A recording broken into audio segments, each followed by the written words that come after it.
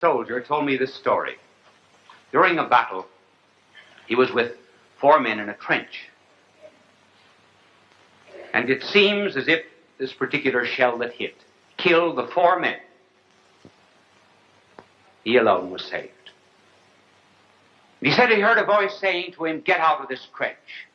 And he crawled on his stomach across the mud to another shell hole, and as he did, the shell exploded in the one that he left. In the second hole, the second time, he heard the voice, and he left that, and the shell exploded there, and that continued 5 times.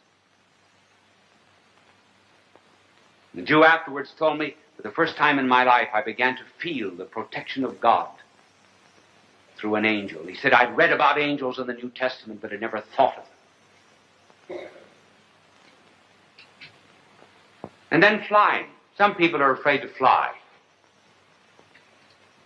You know, I think that's a terrible insult against God to be afraid to fly.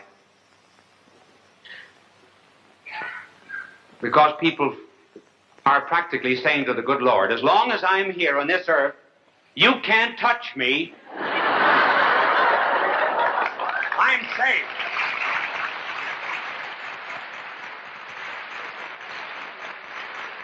So they are saying to the good Lord, you are a coward. You may be lurking behind one of those white clouds, and you'll come out and stop the propeller and send me down to the earth. Every day of my life, I always say a prayer to St. Raphael. He's mentioned in the Old Testament, as you know, as the one who traveled with Tobias. I pray every day to St. Raphael to guard me when I fly and when I travel. TWA, travel with angels.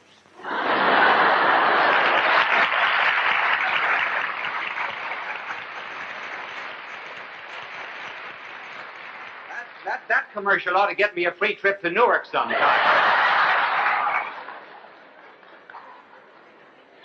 And the good Lord has turned the beautiful side of the clouds to himself, and it's really wonderful to get up above the clouds and glorify God. We might do it here on earth. And therefore may I say to you, the reason we do not think of angels is because we do not think of God. Just as soon as we begin to think of God, or rather cease thinking of ourselves as tiny little gods, then we'll begin to believe in spirits that are wiser than ourselves can instruct and guard us. There may be a public library around the corner from you, but you do not use it, and therefore are not wise. There may be uranium in your backyard, but you do not use a Geiger counter, and you are not wealthy. There may be a Bible on your shelf, but you're not reading it, and therefore lacking spiritual inspiration. And there are angels near you to guide you and protect you, did you but invoke them. It is not later than we think. It is a bigger world than we think.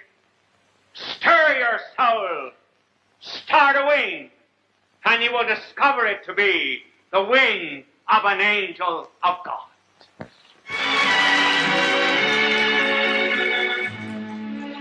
The oceans that touch America have many stories. One is the crossing of the Pilgrims from England to America in a small sailing ship called the Mayflower. These people sought a place where they could worship as they wished. They settled at Plymouth in Massachusetts. Winter had just set in. Their lives became filled with hardships. Half their company died. The others worked through the loneliness of winter until the warm sun of the New England springtime gave them new strength. They prayed, and their loneliness melted with the winter snows.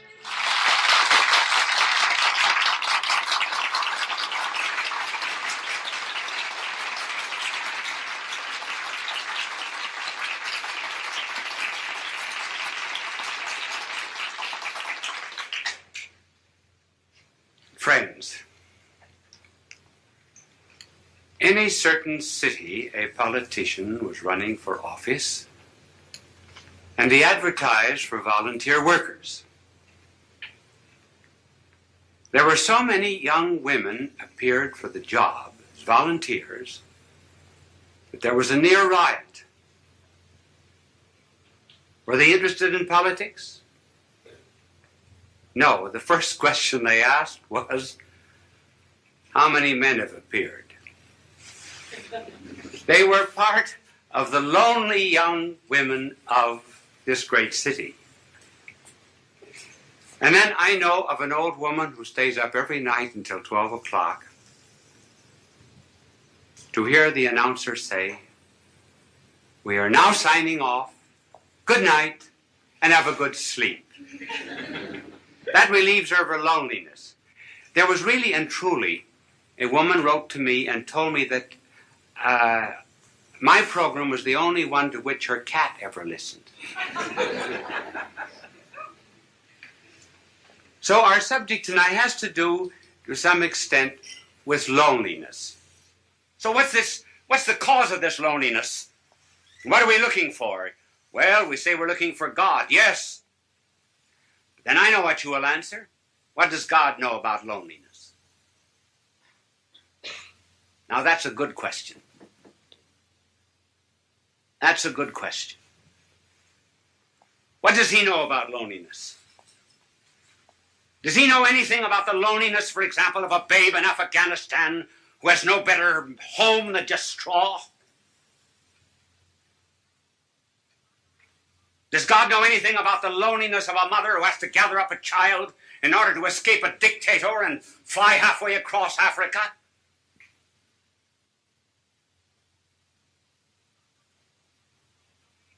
Does God know anything about the loneliness of a man that's born on the wrong side of the tracks?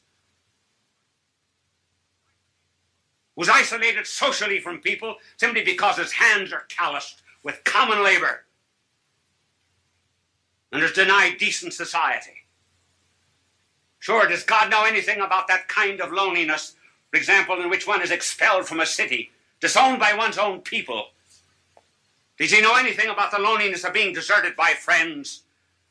Does he even know anything about the loneliness of feeling doubts? Doubts even about religion, doubts even which one cries out, "Why hast thou abandoned me?" Does God know anything about these things? Yes, those are good questions. Now suppose that there was a figure that came into all of this loneliness and so immersed himself in it that he would not immunize himself from it, would not cut himself off from it. Would you, for example, be the only one on the battlefield that was whole and not help any of the wounded? And so if there was a figure that came into this world of ours and refused to isolate himself from loneliness and felt it so much that blood poured out from his body, felt loneliness so much that as if all the robberies of the world were thrust into his hands, as if he himself were guilty, that felt all loathsome carnality so much that his flesh was hanging from him like purple rags. Suppose someone came into this world and went into all of this loneliness, took it all, and was not overcome by it, but conquered it all.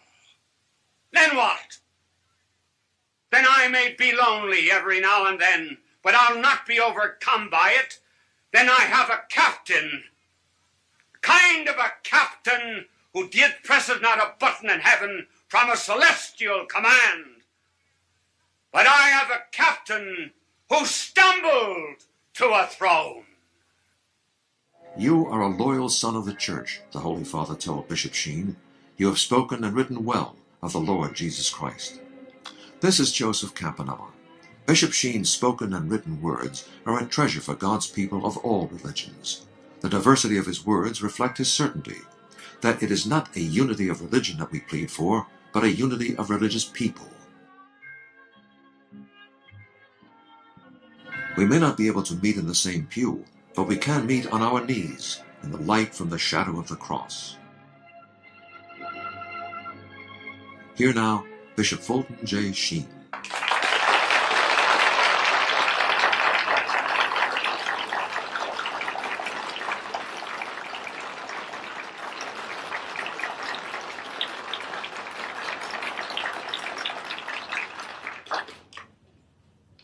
Friends, you heard the subject, our two wars. But before I get into that subject, let me tell you about another war. A little boy went to religion class, and when he came home, his mother said to him, "What did you learn today at Sunday school?" He said, "I learned about the war of Moses and the Egyptians." Well, what happened? Well, he said, the Egyptians, he said, were pursuing Moses and the Israelites. So Moses telephoned to his engineers.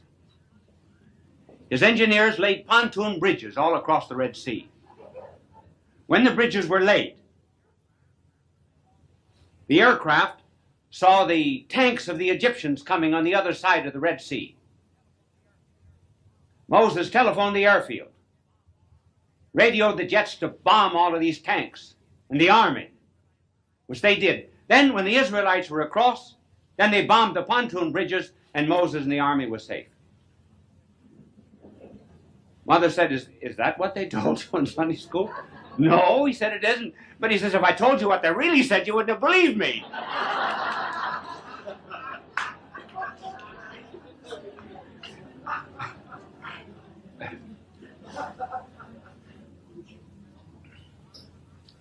Well, our country is something that's very dear to your heart and to mine. I wonder if it's dear enough.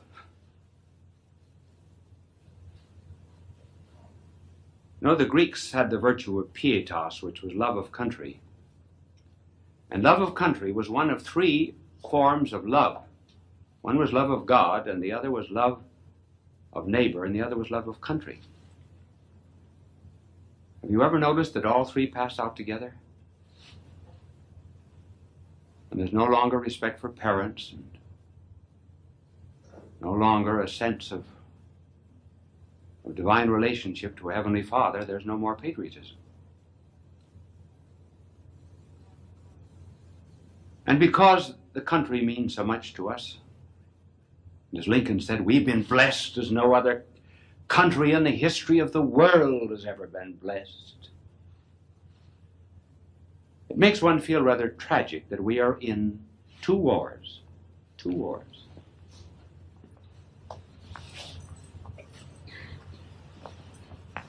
One of the wars that we're in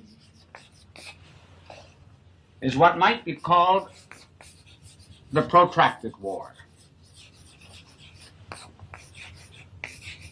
The other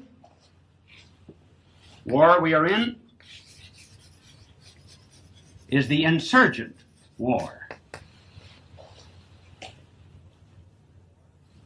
The protracted war is one that we fight outside our country. The insurgent war is the one that is fought inside.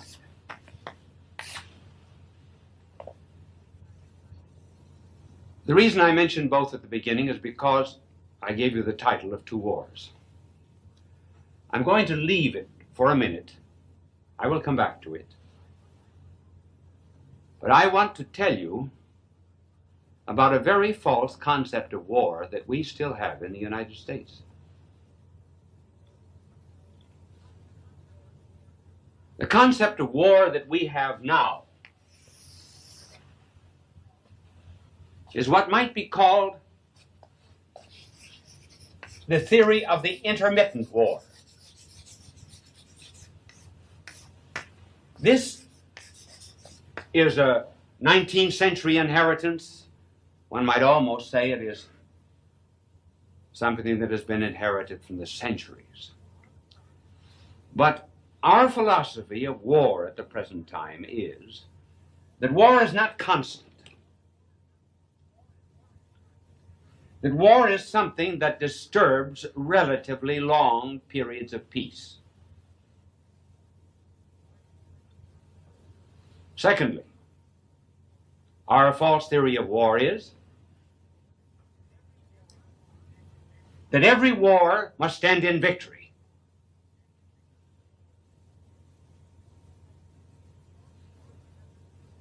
Because we have the theory of intermittent war, if you pick up an American history, you will find, for example, our history in terms of a war, say Civil War, World War I, with the dates after it, say World War I, 1914, 1918, and so forth, World War II, and any other war that we happen to be in. You see, it's intermittent. It is not a continuous thing. Now,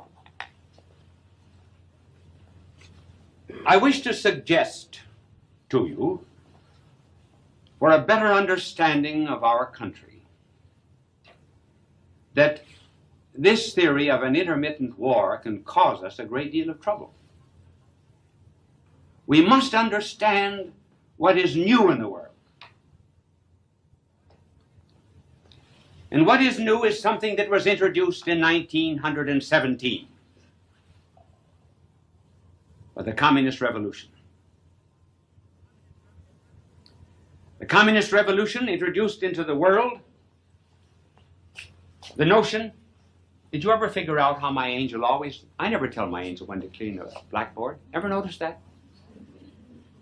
He always knows when to clean it, and if I don't want it cleaned, see, he doesn't clean it. Now sometimes I'll walk away, and he doesn't clean the blackboard. Not because I walk away. Funny, isn't it?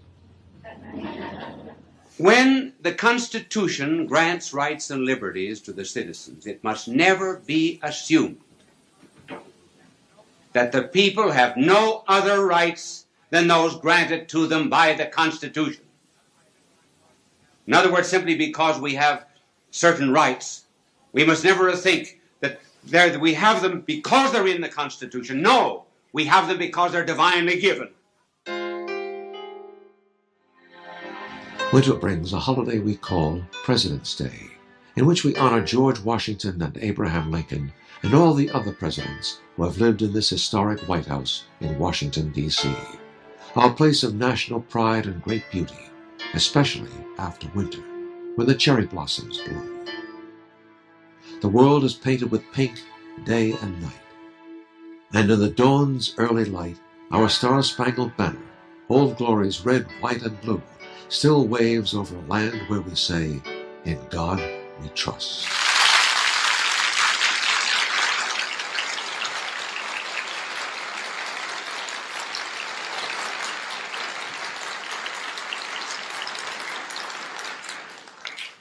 Friends, the few minutes before television program begins are always moments of tension. There's a countdown and one is always waiting for the cue to start. It reminds me of a woman in an Arkansas town, a very small town.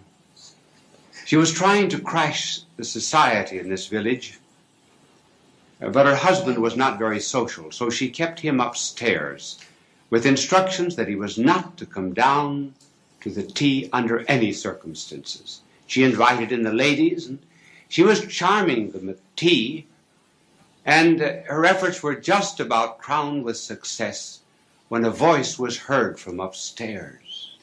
It was the husband, and he was saying, "Ma, there are only clean towels in the bathroom. Is it all right to start one?" So we get the cue and start a television show. And this one is about America. Sometimes the Europeans make great fun of us. This really and truly happened to a friend of mine who was studying in Switzerland. And it seems this American had gone over for his first visit to Europe. And my friend in Switzerland, who was an American, said, "Well, how do you like Europe?" "Oh," he said, "I don't like anything about it." He said, "They're not up to date. They do not have the latest gadgets. The television not in the hotel rooms." And then he said, "Buildings are old." He said, "There are churches here that are over 1,000 years old." And then dirty. "I don't find anything beautiful here." My American friend said, "Well, don't you think Switzerland is beautiful?" He said, "Take away the scenery, and what have you got left?"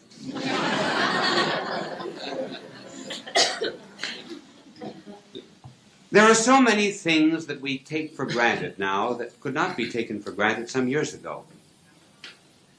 For example, our next meal. When the pioneers had to go out to shoot it. Water. But now we take everything for granted. Light, heat, transportation, television, trains and planes. We take our friends for granted.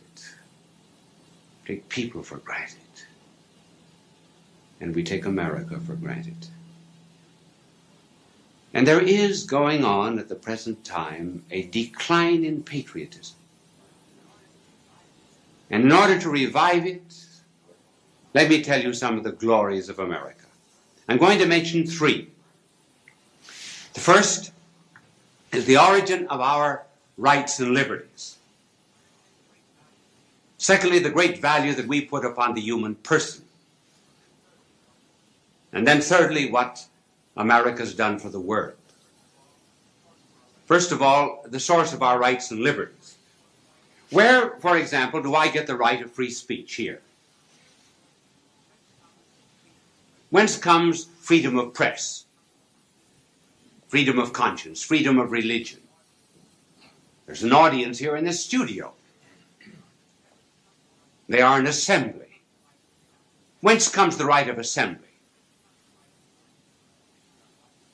Don't you think that our founding fathers had to ask themselves these questions? Well, where do our rights come from? And liberties as well. From the state? If the state gave our rights, the state could take them away. Does the federal government give us our rights and liberties? If the federal government gave us our rights and liberties, the federal government could take them away. On March the 15th, we feel it takes almost everything else away and might take away our rights and liberties. Our founding fathers had to ask themselves these questions, and they searched about for some basis and some ground of our liberties. And they looked to one theory that was being held in Europe at the time. Namely, that rights and liberties come from Parliament. Founding fathers rejected that. Then they considered another theory. That they come from the will of the majority. And rightly, they refused to accept that view. They wanted a country in which rights and liberties did not come from the will of the majority in an election. They wanted a country in which the majority would be the custodian of minority rights. And they finally found the source of rights and liberties, and they set it down in the second paragraph of our Declaration of Independence. It is a self-evident principle that the Creator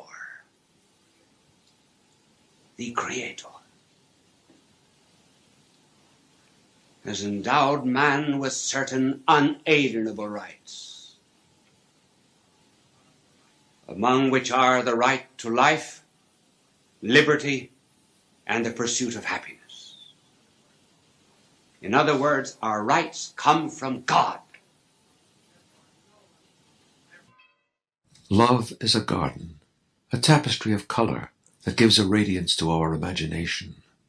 We delight in the flight of a butterfly who stops for a brief moment to open his wings on the petals of a rose. In the garden of our own lives, we pray that the leaves will always dance gracefully in the gentle breeze, that whisper which is the breath of God. On the 50th anniversary of his priesthood, Bishop Sheen wrote these lines: "As I work under the love of two hearts, one sacred and the other immaculate, the road, I shall follow it. The fun, I shall forget it. The cup, I shall empty it. The pain, I shall conceal it. The truth, I shall be told it. The end, I shall endure it." Now Bishop Sheen and Love is a Garden. Friends, you've heard the title, Love is a Garden. So this telecast has something to do about love. It will touch maybe on the fine points of love, particularly married love.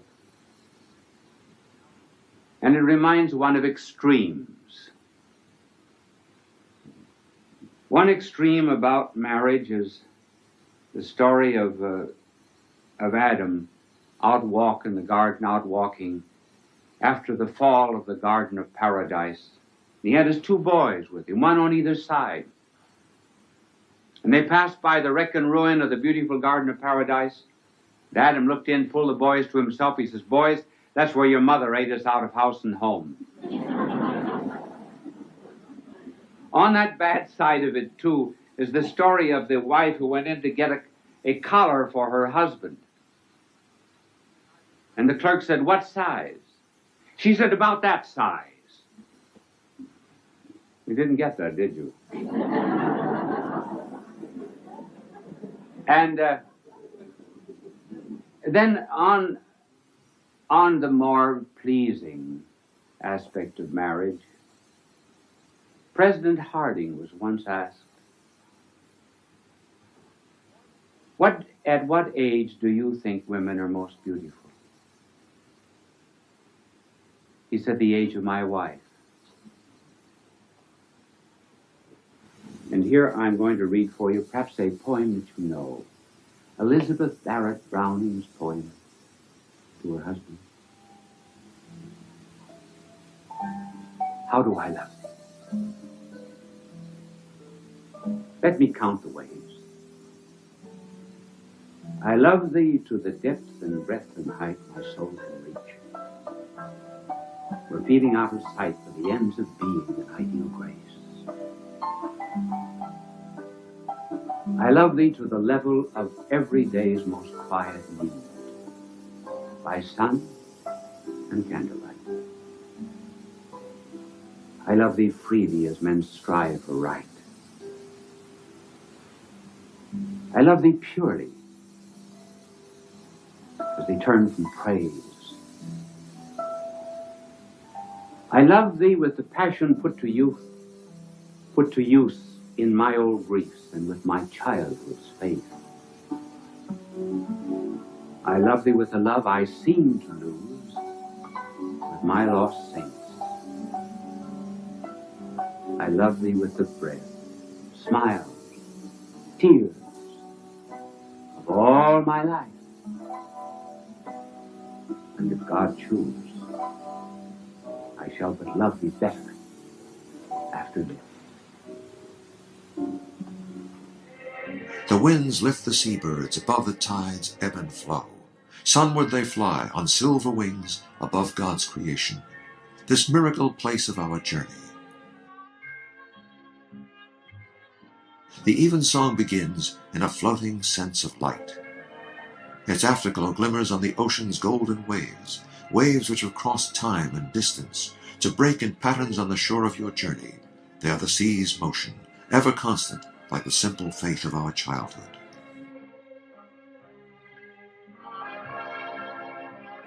Let the little children come unto me. In this moment of life, there is a struggle in the human heart that only the soul and God know about. But we can soar on wings of light, above the silence, into the sun-split clouds, alone in prayer with God. Today, Bishop Sheen tells us how to keep people tuned in with empathy, along with being interested in them as people.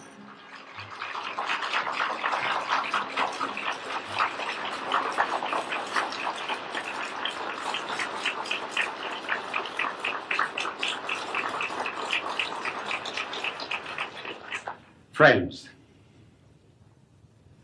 I must tell you about 2 letters that I received about the way I conclude the program. One letter told me that this woman had a parakeet which she trained to say, "Bye now and God love you." I have a dim suspicion that she trained the parakeet to say that to teach people when to go home. And there was another woman, a mother, who told me that her son, aged about 4, was brought to Mass every Sunday. And after the priest left the altar, went into the sacristy, he would whisper to his mother, "Mommy, Mass isn't over." "Yes, it is." 4 Sundays, he said that. The 5th Sunday, he could not stand it any longer. He knew how it should end. Everything should end. He stood up on the pew, turned to the congregation, says, "Bye now. God love you." This telecast, you know, is, he always tunes me out. It's not about people who are disagreeable, not that class that belonged to the Italian barber that I know of. A friend went into his barber shop and announced to this Italian barber that he'd won a trip to Rome. "Yes, how are you going?" He said, "TWA." "Oh," he says, "don't take that line." He said, "The engines always conk out, never arrives on time."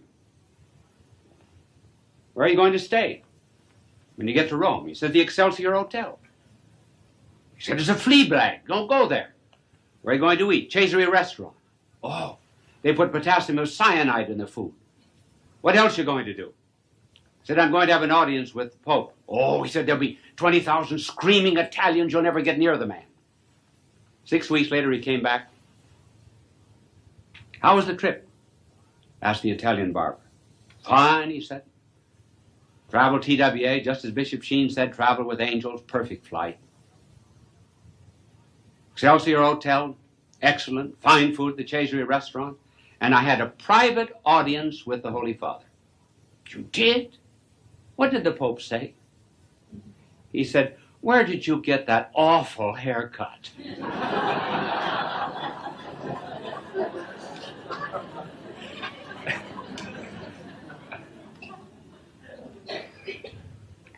Now, this expression, "he always cuts me out and off," is taken from radio and television. One hears it so often today. I heard a professor in a school of medicine use it. He said that as soon as he begins to talk to the medical students about the necessity of caring more for patients than just for disease, he said, they tune me out. I heard a mother say it of her daughter. I said to her, "Why do you stay out every night until 3 o'clock in the morning?" She doesn't answer me. She tunes me out. Fathers have said exactly the same thing about their sons. They just don't listen. In many people today, there seems to be a knob that's been taken off a television radio set, and they just simply tune people out. So that there's a kind of a brokenness in human relationships. Ages and classes and groups and so forth. So the problem is, how can we tune people in? Now, there is a psychological answer. But I'm going to show later on that that is not quite adequate, because I'm going to be concerned with really difficult and almost impossible cases. But what is the psychological answer to tuning people in? Well, it is establishing by the psychologist or psychiatrist with his client a rapport, developing a sympathy and an empathy between the helper and the one helped. Whenever we love, we give power. Isn't that a peculiar thing? Wherever there's love, there's almost a surrender.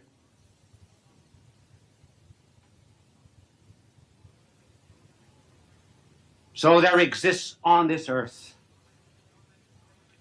and so many places in this earth, that it is a shame the press does not print those who keep the commandments as well as those who break the commandments. But somewhere on this earth, there is a love that absorbs evil. It did not come from evolution. I think that love that absorbs evil, existed in someone who, in the face of deafness, would sigh. Someone who, in the face of death, would shed a tear. And someone in the face even of the corruption of a culture, overlooking a city and a culture, might also weep. Somewhere there had to be someone who loved so much that he was helpless. Helpless. So helpless, more helpless than the mother before the infant.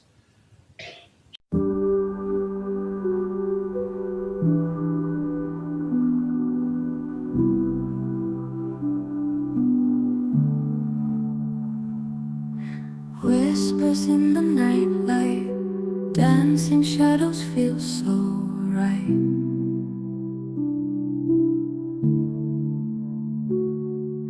Eyes that see the unseen place, silent secrets leave no trace. Mystery cloaked in gentle light, veil of wonder, pure and bright. Steps unseen on sacred ground, whispers here without a sound. Enter the sacred world we knew, no danger, only truths that grew. Hold your breath, now watch it flow. Mystic light, a gentle glow. Footprints in the silver sand, guided by an unseen hand.